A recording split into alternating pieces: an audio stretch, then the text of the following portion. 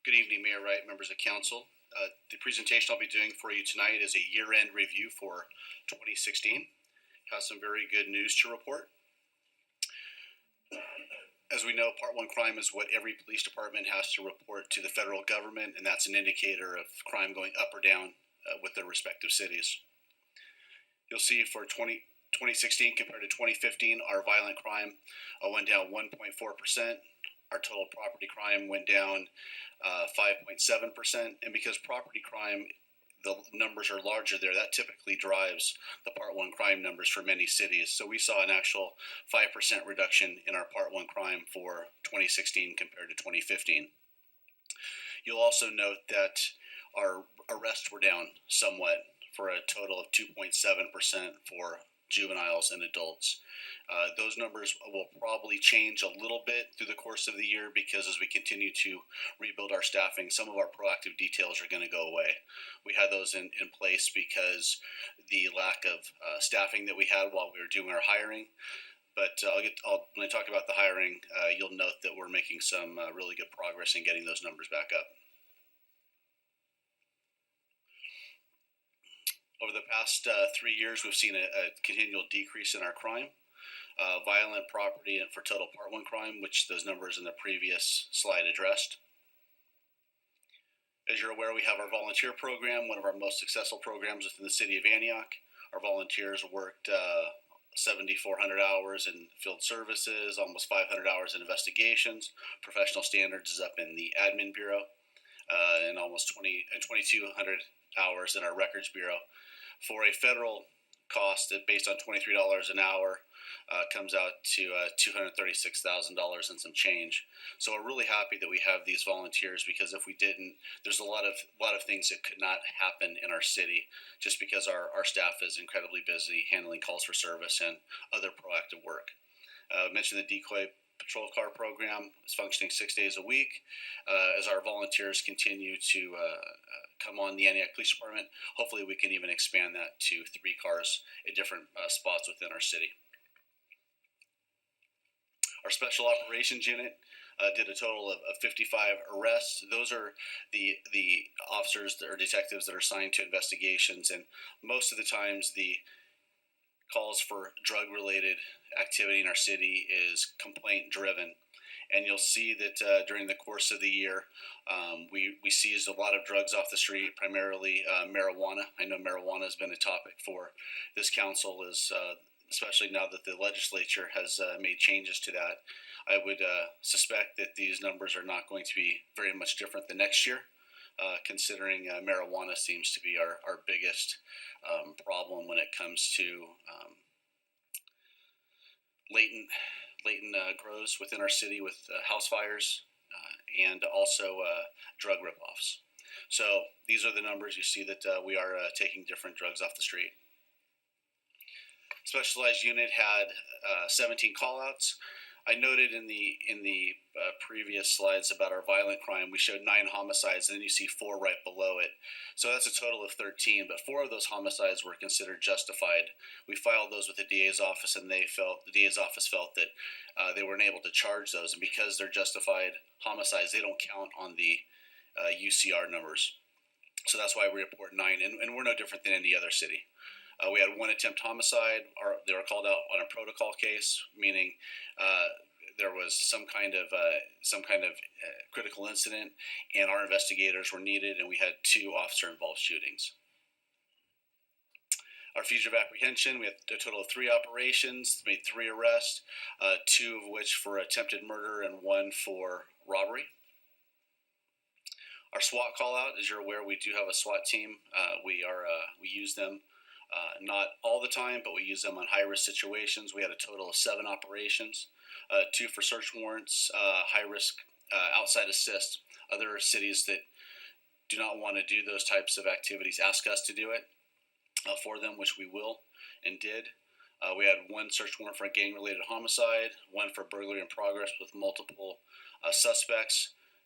As you're aware, we had our ex-president came into town, Bill Clinton, for his appearance, and also 2 search warrants for gang-related crimes. Calls for service, you'll see that our calls for service are going up. That can be taken a couple of ways. One, citizens are calling in and reporting crimes, which is a great thing. Also, officers, when they make arrests or they're proactive out there, they're also creating a call for service.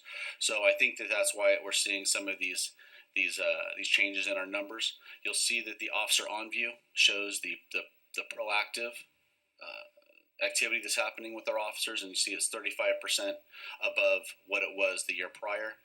Again, more staff on the street, more officers to be proactive. Some more good news, our priority one response time from the time the call is called into dispatch to the time the officer arrived on scene is 9 minutes and 48 seconds. We're continuing to drop. The more officers we have on the street, the more officers that are available to receive those calls when dispatch wants to dispatch them out. I wish we were lower than that. I think we should be in the high sevens, 7:30 to 8 minutes for a city our size. But again, that's only going to happen when our staffing allows the officers to be dispatched to those calls. As you're aware, we have 2 traffic officers working out there on a full-time basis. We didn't see a change in our traffic fatalities, but we had many more citations issued around our city. As I mentioned before, traffic-related crimes and or complaints and homeless are probably the biggest complaints that I receive in my office. We saw a increase in no injury accidents, a big decrease in accidents with injury, and I think just having those officers out there in a presence capacity, people know that we're out there enforcing traffic violations. The traffic abatement, this is something that council approved, our previous council. They are working extremely well within our city. I was talking to someone from the media today and noticed that some of our streets, many of the vehicles are tagged or ticketed, and he was wondering if that was our community engagement team, and I explained that it was our traffic abatement team that's out there on a daily basis almost, cleaning up blight within our cities, regarding the vehicles that are out there. So they issued over 2,000 tickets. They had almost 1,900 complaints regarding vehicles that were abandoned. There were complaints when they got out there; they were gone. They tagged 1,487 and towed 794 vehicles. And keep in mind, they came on March 1st, but they didn't start right away. They had to get trained. They had to get acclimated to our computer systems. So there was even an uptick from March 1st. And you see that they are making a huge impact on the blight in our cities. And also they brought in 24,000 in parking fines collected. And we're still continuing to ramp up on those fines, because the day one when citations are issued, we don't receive those monies for a couple months. So hopefully these numbers will continue to increase, but time will tell. Our K9 program, we have 6 certified working teams, 680 deployment, responsible for 162 arrests. We had 16 physical apprehensions by the dogs. We try to get the dogs out there as much as possible for demonstrations so the public understands the mission of the K9 team. And obviously it takes a great deal of training to have those teams out there, 1,400 hours. Some of the highlights, K9 Danto is Officer Bledsoe's partner, assisted with a search warrant and recovered a gun. That dog is trained in that. K9 Dawn, Officer Harder's dog, assisted with a search warrant and recovered a loaded gun. And K9 Danto also assisted with a search warrant and recovered 3 ounces of methamphetamine. So those animals are quite amazing. They can outrun anybody, and when they're out there, they're definitely a workforce multiplier, and we're happy to have them. Our reserve program, sometimes people aren't aware that we have reserves, and we do. Unfortunately, we only have a total of 3. It's not a matter of us not recruiting. We do. It's just there's not a huge demand for people to do this, because the requirements to be a reserve are the exact same for a police officer. And if people are going to do that type of work, typically they apply for a regular position so they can get a full-time police officer job. With that said, our reserves are putting in a lot of hours, over 1,300 hours. One of our reserves really enjoys the vehicle abatement, helping our traffic abatement team out there, and he put in 668 hours, towed 218 vehicles himself, issued 50 citations, and these are some of the things on the below listed that our reserves are actually out there assisting some of our private citizens when they put on events, as well as some of our city-sponsored events, Holiday Delights, Rivertown Jamboree, Blues Festival, and they also assist patrol. The crime suppression details, as I mentioned, these are going to start to dwindle because we're getting close to our maximum staffing. And so with the amount of officers, we're not going to be able to justify having that overtime out there to have these officers doing this. With that said, for the year, they had 142 operations, created 239 cases, arrested 268 people, took 17 guns off the street, and made over 2,100 enforcement contacts. So people recognized that we were out there in a proactive mode. I would like to continue that, but we can only work within our budget. So we'll see what happens with that. Our current staffing levels, as I mentioned, this number has since changed since this PowerPoint was put together. We're still authorized 102, and that includes myself. We are at 97 full-time positions filled. We have one recruit set to graduate the academy on March 3rd. We're hopeful that we'll be able to bring on maybe 2 more officers this February. If not, the third one will be hired in March, and we have 5 or 6 people in process already. So with the people we already have in process, there's a very good chance that we can be at our 102 level within a few months. So we're working diligently with human resources to accomplish that. I just mentioned this, 3 people in process, 2 lateral entries.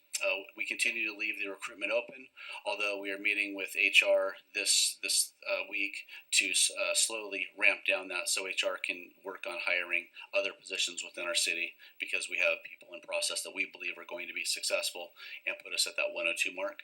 Our dispatcher vacancies still remain at 2. We conducted oral awards on 120 of 17, and we have 1 CSO vacancy, and 2 applicants are in process. So good news, we still have people that want to work here, and we are working diligently to try to bring those individuals on. So for people who are concerned that we aren't hiring, these numbers are, from my perspective, are very impressive, and I give credit to the men and women who are doing our recruitment at the police department, but also our human resources department. This is very taxing on them.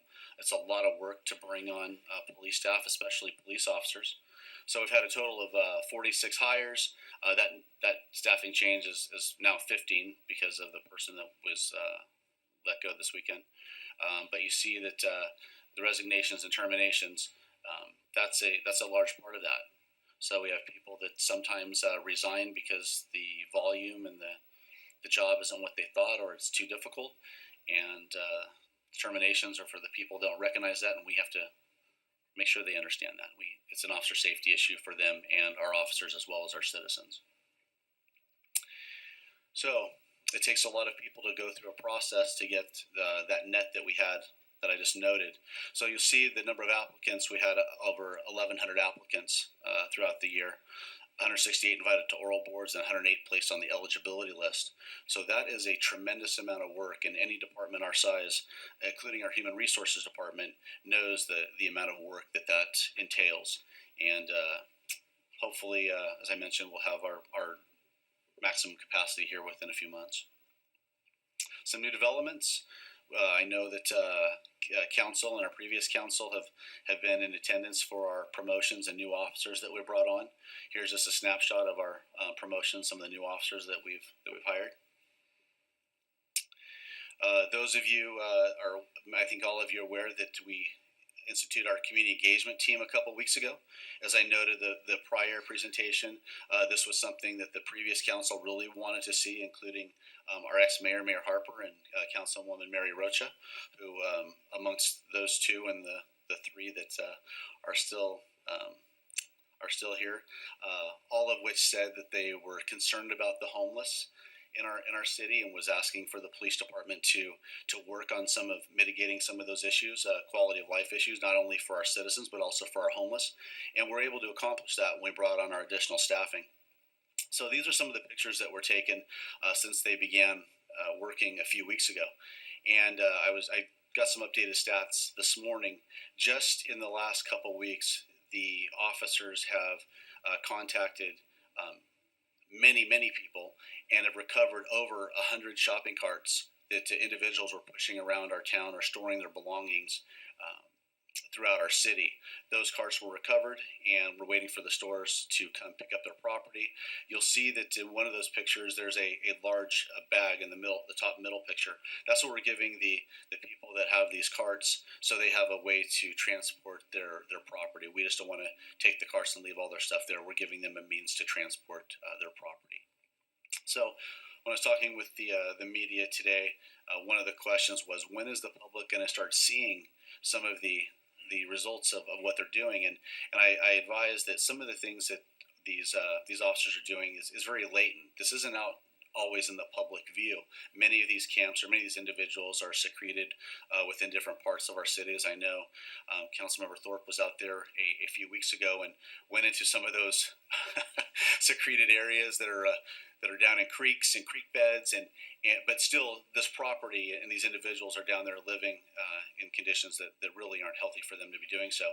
And we've been actually in the process of making contacts with these individuals, working with the county mental health team to try to get these individuals services, whether it's counseling, shelter, those types of things, so we can reduce some of the homeless population, some of the homeless issues within our city, and get these people services.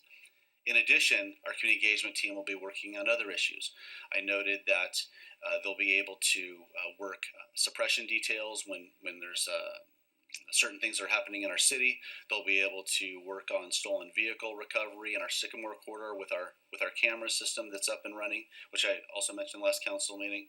So this is just one of the things they'll be doing, but this was one of the main focuses we wanted them to focus on immediately, and we're already seeing an impact. So for the public to actually see this, I don't think it's going to be something that's going to be directly in their face, but over the next couple months, I think the public is really going to notice less people on the medians, less people on the off-ramps, less blight within our city, because we're working really hard. We're putting resources toward this to try to make our city a better place to live.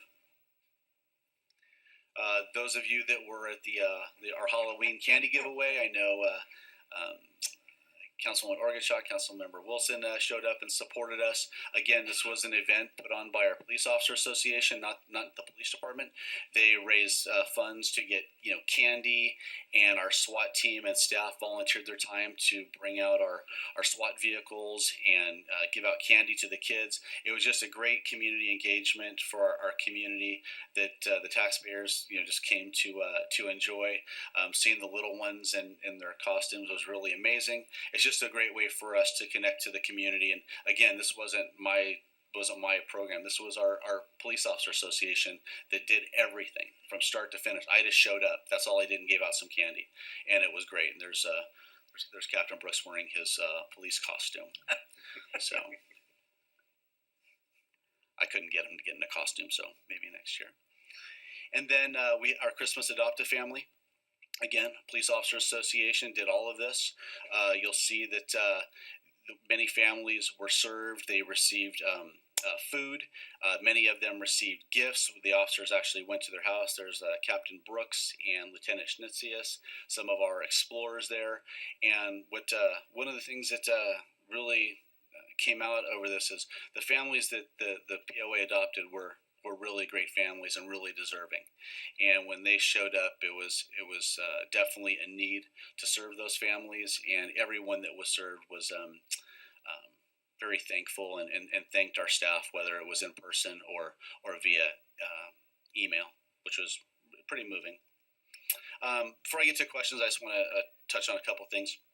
You always hear about some of the bad things that are happening, and I was watching the news tonight, and pretty much every story was negative. And one of the things I didn't put in here is, and I'm gonna give a plug to the crab feed that's happening on March 4th. And I know there's some competing crab feeds, but ours is going to be at the community center on March 4th. It's for our explorers. It's to raise money so they can go to some different explorer competitions, hopefully, so they continue their desire to become police officers or police dispatchers. And so there's actually going to be a crab feed. And we're going to put that on our PD Facebook tomorrow. But one of the point I wanted to bring up is, you always hear about the negative things, and a positive thing that happened over the Christmas break is I received a letter and a check for $250 made out to the Antioch police, and the letter said we can put this money toward explorers, our volunteers, our PAL program. It was basically my choice to put the money toward what I wanted to. And when I looked at the letter, I read it. One of our officers pulled an individual over. She was taking her husband to Kaiser in Antioch. She's a Concord resident, and she was pulled over. And true to form, she did not stop at the red stop at the red light that Councilman Orgachak has been telling me about for a couple months now. And our officers were out there doing enforcement, and the officer realized that she made a mistake and wrote her a warning citation. And approximately 2 weeks later, this check shows up, and I spoke to her yesterday. She says, the reason why I did it is because I really felt that this officer gave me a break. He could have easily wrote me a ticket.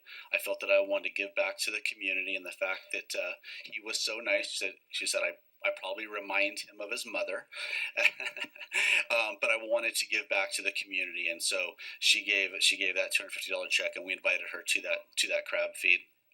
And her name is Jean, and hopefully she will attend that event. But just some positive things that happen in our community, and a lot of times people don't get credit for it, and that's just a snapshot of all the great things that happen in the city of Antioch. So, with that, I'll open up for questions. Thank you, Chief. Thank you for your report. Thank you for your service of your police officers. Any questions? Councilmember Tiscarino. Yeah, thank you, Mr. Mayor. Excellent report, Chief. I always look forward to looking at the stats and the numbers, and I think that one of my biggest passions and support base is the suppression. Details. I talk about it all the time and always ask questions in that regard because I think it's very effective. That our police department is doing on those particular occasions a great deal of service, keeping the crime down.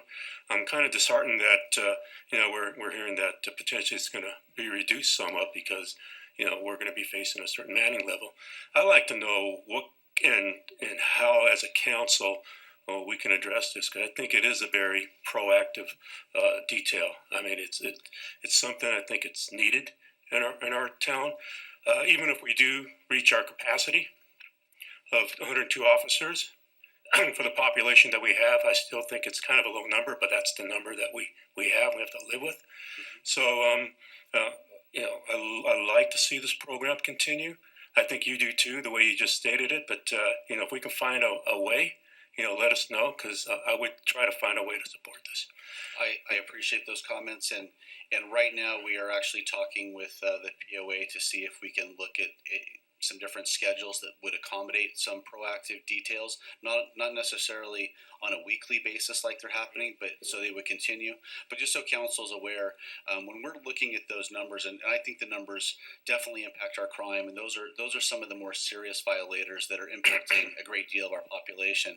One of the things I want to note is that those hours equate to approximately 2 full-time equivalent. So if we were at 102 and they continue with those proactive details, we would be paying the budget. The budget would come out approximately 104 full-time equivalent FTEs out of the budget. So that's something that, as we get to that point, maybe at the mid-year report, that's maybe something that council can consider and give direction to staff.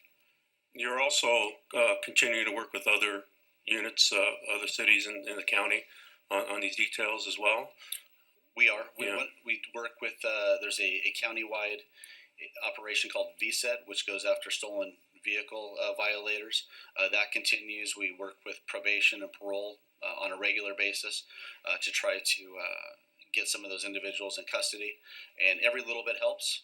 I can't say that it's a focus every week, but yes, we definitely work with other agencies. Yeah. On another note, driving around the city, I do see the officers stopping and communicating with these folks that are out there in the aisles and trying to beg for a little bit of money, and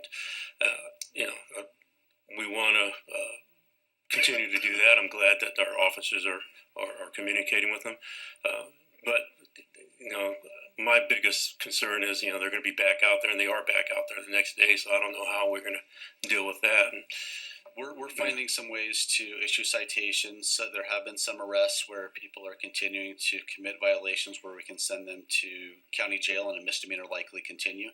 Yes, sometimes they do come back, but at least now there's a full-time presence out there where before, as you noted, we would move them, cite them, and they might not see us for a day or the next day, and they're continuing to do their behavior. So those are things that we're giving some attention to, and when people are asking what the city's doing about it, the council can firmly say that we're putting a great deal of resources to that, because it is one of the biggest complaints that I receive, and I'm sure that you receive as well. And finally, one more. You did answer it in your presentation, but I noted that your 46 hires that you had, 15 retirements. Excuse me, I'm losing my voice. 8 resignations and 7 terminations. I understand the retirements and terminations. And that's part of the process. I'm always curious to find out why some of these folks either can't handle or decided that this wasn't for them, or there's other reasons that they decided to leave. I'm always curious. I don't know if you can share a little bit. Sure. I mean, I can talk in generalities. Some of the individuals that come here that are quite frankly, they're kids. They don't really know what police work is all about. They don't recognize the how busy our city is and how fast paced it is, and that's even true for lateral police officers that come here. They don't understand what they're getting into, and when they go through the field training program, they say, I had it a lot easier at my previous agency. I wasn't going call to call. I wasn't dealing with the level of aggression that sometimes our officers are faced with on the street. Sometimes we have individuals, as I mentioned earlier, that think everything is okay, and they don't realize that they're committing huge officer safety risks for them and their partners, and which in turn endangers citizens.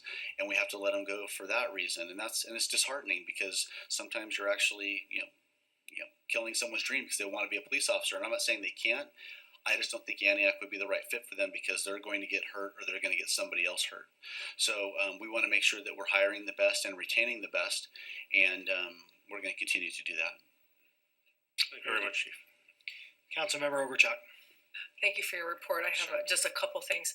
Councilmember Tiscarino was just talking about. Maybe we can look at that at the budget cycle, because it does make perfect sense. I mean, if you're paying these suppression teams and it's overtime, it may and can equate to maybe a couple more officers, and we can do a little bit more of that. But you talked about that one item at the end, the woman that ran the red light, or didn't stop, or made the right turn on the red light. But there's a lot of positive that you gave tonight. Excuse me. The vehicle abatement team, I don't know if anybody's called in on that abatement team. I call almost every single day.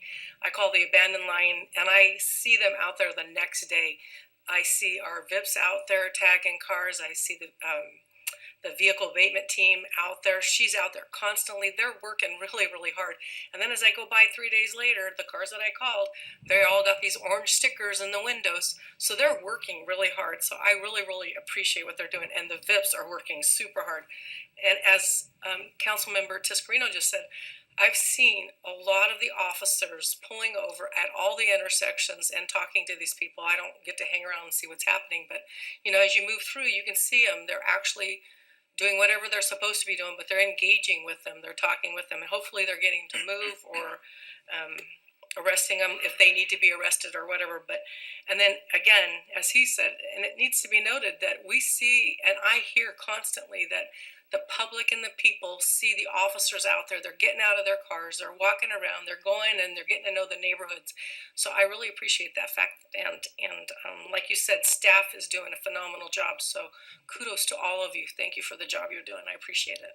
Thank you very much. And just to touch on one of the things you said, there is absolutely no backlog with our vehicle abatement team. As you noted, if you call today, they're working tomorrow. They're going to be out there. So, Councilmember Thorpe. I just had a few questions. I was struck by the time for response times. And then you mentioned 7.5 to 8 minutes. What is the magic number in terms of our moving from 102 to something else to get that response time down? I don't have an exact number. If I know well before this council's time, when we had 126 police officers, we were in the 7.5 minute range. That was 126 police officers and 20 CSOs out in the field handling critical calls for service. So I would say it would be somewhere in that range, and that's something that maybe the city can work towards in the future. But again, that's the average. That doesn't mean every priority one call is 9 minutes 48 seconds. Sometimes we're there in 2 minutes. Other times we're there well after 9 minutes and 48 seconds. So that's the average. And the traffic abatement team, they end at 5 o'clock. You know, I don't know if they go past. It's They either don't go 5 or past- 6 o'clock. Yeah, they don't go past 5. I asked, and Okay. What's that? Oh, 4:30. It's one of our volunteers. Yeah. So I see them at 5, so I assume they're working at 5. So one of the concerns of folks like myself and Monica who work far away, and we live in communities that are saturated with people who live far away. So we see a lot of commercial vehicles overnight, but not during the day. Mhm. And so I don't know how you schedule the abatement, but if there is a way we can get them to have at least some evening hours, and maybe scatter their times, it would help us who frankly don't want to see that in our neighborhoods.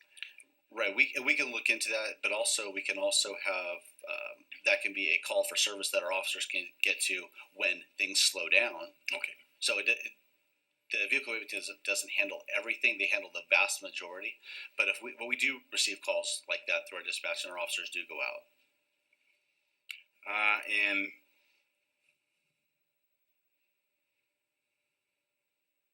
oh yeah, crime suppression. So you had mentioned overtime for crime suppression. Am I to assume that a lot of overtime work is done not because of, but only through overtime? It's all done through overtime. Oh, this is all done through overtime. Okay, interesting. Okay, that's all I had. Councilmember Wilson. Thank you, Chief, for that report. So I have a couple of questions. So Sure. going back to your page on the number of hires, so I'm looking at your gross of 46, and then your net, which is now 15. 'Cause you said it's down Yes. 1. So on the gross side, which is 46, so we know we're competing with a lot of agencies throughout the Bay Area. Is this, and this is something you're going to have to pretty much educate me on, is this 46 number competitive within the cities in our Bay Area region? Are we kind of trending behind? Are we trending a little bit ahead? Are you talking about how fast we're hiring? Yes. We are. My feel on this, talking with the other chiefs of the county chiefs meeting, is nobody's hiring faster than we are, especially for a city our size. And one of the reasons why that's happening is we're playing catch up from years ago when our staffing got real low. So we are. Our numbers are really good with that 46 for a couple of reasons. One, we're competitive when it comes to salary and benefits. Younger officers want to come to a city because they like the learning, they like the excitement that our city offers. So those are some of the draws. As noted at some of our hiring ceremonies, you note that some of the people that were hiring said, I came on a ride along and it was just a fit. The officers were like a family. That's a huge draw for a lot of people. They want to come work for an organization where they feel comfortable. So that 46 number, from that time period, I wouldn't imagine any city in our county has had those numbers. Okay. Except maybe the sheriff's department, but they're a 600-person department. Okay, and then also kind of going back to hiring, you had stated, and it kind of gives me a little bit of pause about we're getting ready to reach our 102 number, and that you're going to slow down with hiring, which makes me a little concerned because it's not always going to stay at 102. We're probably going to, it will probably get to 102 and we may drop again. Correct. So I'm a little concerned if we stop hiring, then now we're behind again in doing that catch up. Could we, still continue that process, but possibly use, like you were stating before, the reserve program that sometimes you don't get people in that program because it's more of a volunteer type. Can we do a hiring once we hit that 102? Can we start going, okay, these are potential hires that we can move into the reserve program, and then if we lose officers, we can then move them over? Well, keep in mind that would only work if they were already police officers. If they're entry level, they haven't been through a police But academy. I'm saying if they're in the reserves and they have the potential of going in that, you can go kind of encourage them to go into the academy or the police training program. Yeah, I mean, we can definitely recommend that. The problem you run into is once you reach the 102, to spend money on backgrounds, polygraphs, all have HR spend their time, have our staff spend our time. We could be doing other things because, quite frankly, if we're at 102 and we're not hiring, these individuals aren't going to wait to come to Antioch. They're going to go to another department. We have an opening, then they may reapply with us, but they're not going to sit and wait. Yeah, the only thing is I'm just concerned. I don't want us to fall behind if we start losing people to either resignations or terminations or retirement. So that's just where my concern comes into play. Right. Two other questions I have, and I know you and I have talked about this in the past, are comparison cities. Are you going to do this in an upcoming report? Do comparables to cities of same size and makeups? I can make the request through other cities to see if they'll provide that data.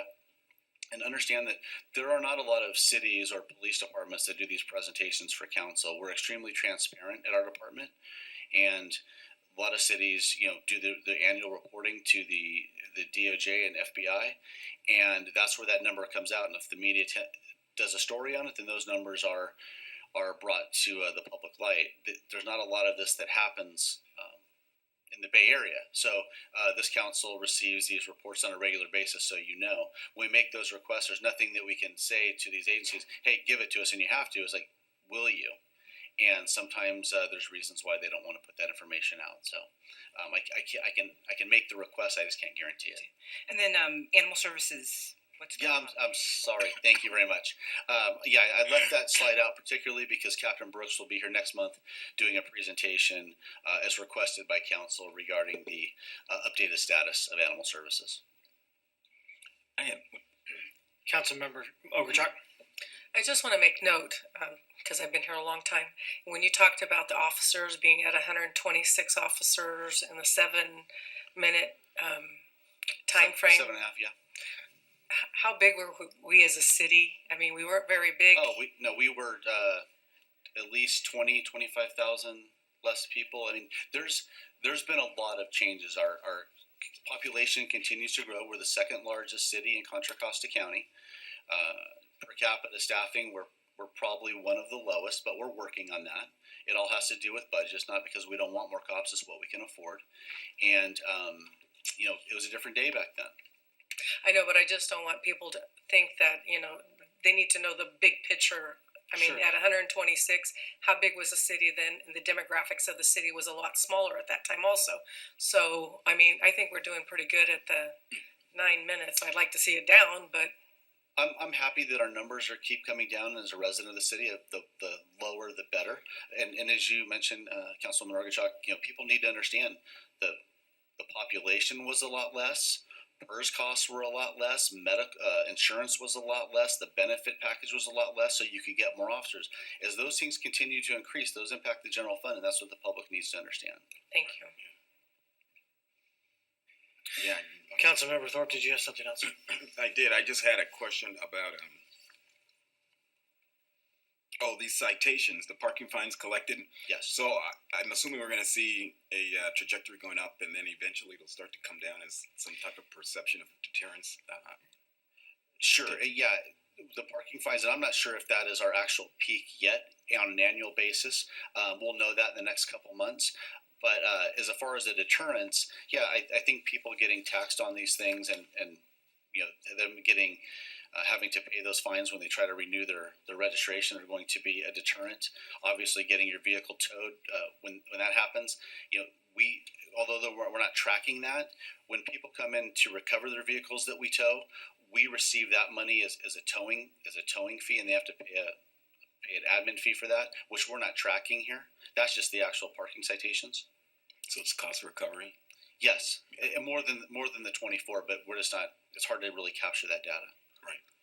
And that's thank you, Councilman Orchik, for pointing that out. I think that's important for residents to understand. We have the audit coming up shortly, but the cost for police services. I'm looking at a 10-year history here. It was less then than what it is now, and so those are things we're going to have to grapple with as we move forward as a city and make tough decisions. So thank you. I appreciate what you guys are doing. Chief, thank you for your report. Sure. I'm really excited about the community engagement team and getting out there and really being able to do the hands-on work that they're doing. I think I'm already seeing a change downtown. So I think we're going to see good changes with that. So thank you so much to the former council who spearheaded that, I'm sure with a little bit of your help as far as suggestions. But thank you for that. Sure. And look forward to continue work with you. Okay, thank you very much. We do have a request for comment on this item by Tim McCall.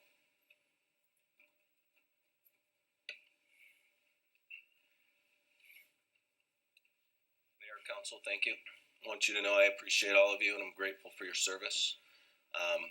About 2 years ago, I moved my business to Antioch, where I've lived for over 30 years. Prior to 98, when I opened my own business, I was COO of a very large company, $20 million revenue a year, 200 employees under my service. One of the things that I learned while working for that company was the importance of a strong management team, having the correct amount of managers, the correct amount of people under each manager. Because of this knowledge, I was frustrated a few weeks ago when I sat here and I watched our chief come and ask for another manager in our police department. I don't understand all of what was done or why it was done that way.